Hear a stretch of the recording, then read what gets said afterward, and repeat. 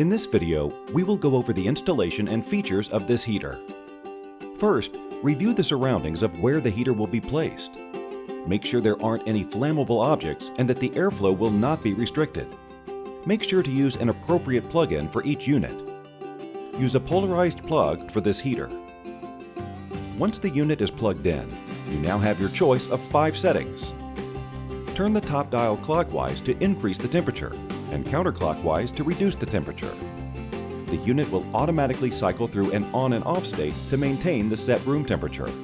Now let's review some of the features. There are 5 settings: fan only, low heat silent operation, moderate heat silent operation, moderate heat high air circulation, maximum heat high air circulation. Using the antifreeze feature will automatically turn on your heater when the room temperature drops to approximately 38 degrees Fahrenheit or 3 degrees Celsius, a great winter storage solution.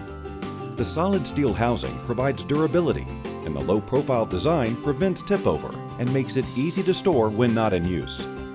Now that your heater is installed and you know more about its functions, you can enjoy your space in comfort. Backed with a 5-year warranty. Built in Canada by Caframo.